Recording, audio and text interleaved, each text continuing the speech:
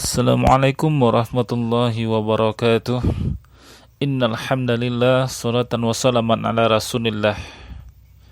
Baiklah para pemirsa channel YouTube Surya Lelana Putra yang dirahmati Allah Subhanahu wa taala. Pada kesempatan kali ini tazkirah yang akan disampaikan yaitu tentang kisah Nabi Ibrahim alaihissalam dengan Nabi Ismail alaihissalam. Tentu kita semua kaum muslimin wal muslimat tak asing lagi dengan kisah Nabiullah ini. Kita mulai kisahnya, kita cerita singkat saja kisah Nabi Ibrahim dan Ismail ini. Ringkas cerita, Nabiullah Ibrahim alaihissalam telah lama berumah tangga dengan istri pertamanya yaitu Siti Sarah. Telah berpuluhan tahun mereka hidup bersama, namun tak seorang pun dikaruniai anak karena Siti Sarah ini ditakdirkan Allah sebagai perempuan yang mandul. Maka suatu ketika Siti Sarah mendengar Nabi Ibrahim akan keinginannya yaitu dianugerahi seorang anak yang saleh. Rabbi habli minas salihin. Begitu doa Nabi Ibrahim alaihissalam. Oleh karena itu Siti Sarah ingin mewujudkan tapi tidak mampu, karena itulah Siti Sarah meminta agar Nabi Ibrahim alaihissalam mau menikahi pembantunya yaitu Siti Hajar. Atas permintaan Siti Sarah tersebut, karena alasan Siti Sarah mandul, maka Nabi Ibrahim alaihissalam menikah dengan Siti Hajar. Dari singkat cerita, dari hasil pernikahan Nabi Ibrahim alaihissalam dengan Siti Hajar, dianugerahilah mereka seorang anak yang diberi nama Ismail.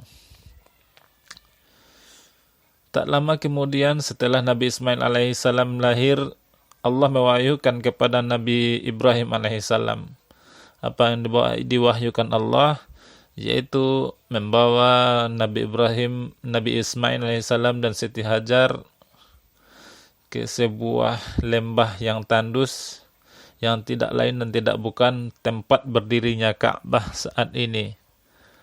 Dan Nabi Ibrahim diperintahkan untuk kembali meninggalkan mereka dan kembali ke Syam.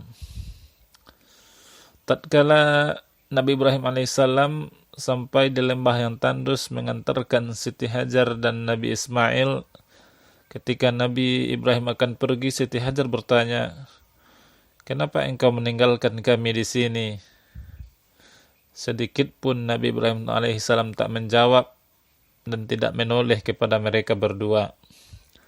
Hingga Siti Hajar kembali berkata, "Apakah Allah memerintahkanmu untuk meninggalkan kami di sini?" "Iya," jawab Nabi Ibrahim alaihissalam. "Kalau begitu, aku yakin Allah tidak akan menelantarkan kami di sini." Begitulah Nabi Ibrahim meninggalkan mereka dan kembali ke Syam. Tatkala Siti Hajar dan Nabi Ismail ditinggalkan karena kehabisan bekal, minuman mereka sudah habis, maka di sanalah Siti Hajar melihat ke arah puncak gunung yaitu Bukit Syafa dan Marwa. Berlari Siti Hajar dari Syafa ke Marwa sampai di puncak Bukit Marwa, melihat kembali ke arah Syafa. Melihat di sana lagi ada bayang-bayang seperti air, berlari sampai kembali di Bukit Syafa.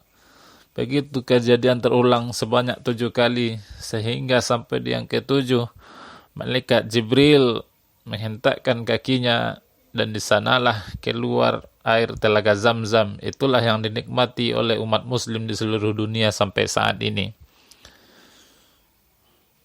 Dengan adanya air Zamzam tersebut, Siti Hajar dan Nabi Ismail alaihissalam dapat bertahan hidup di sana sampai Nabi Ibrahim alaihissalam datang kembali.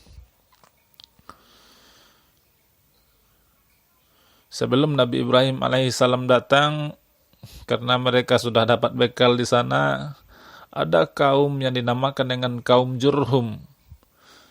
Mereka bangsa Arab juga dengan kaum tersebut minta izin tinggal bersama dengan mereka karena ada sumber air di sana. Siti Hajar memperbolehkan, sehingga Nabi Ismail dan Siti Hajar tidak kesepian lagi tinggal di lembah yang tandus tersebut, dan mereka telah banyak teman di sana.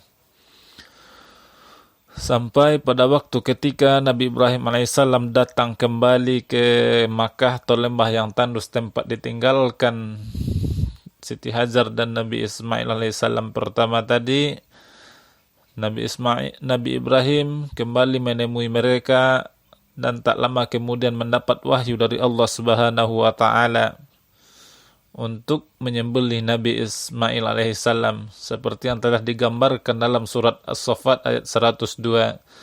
Bismillahirrahmanirrahim. Ya bunayya inni ara fil manam anni azbahuka fanzur maza tara. Wahai anakku Ismail alaihi salam, sesungguhnya telah datang dalam mimpiku, aku akan menyembelihmu, bagaimana pendapatmu?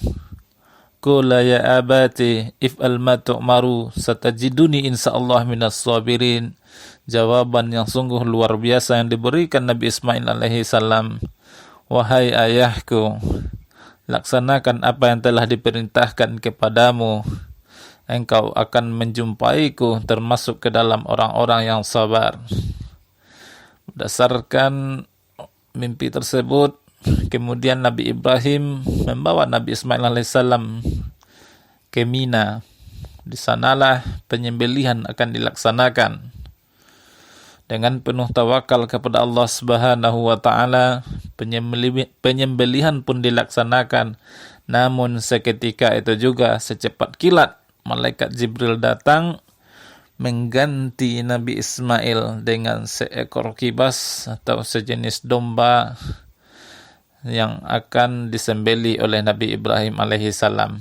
Maka dengan dasar itulah peristiwa kurban, perintah kurban dilaksanakan sampai saat ini.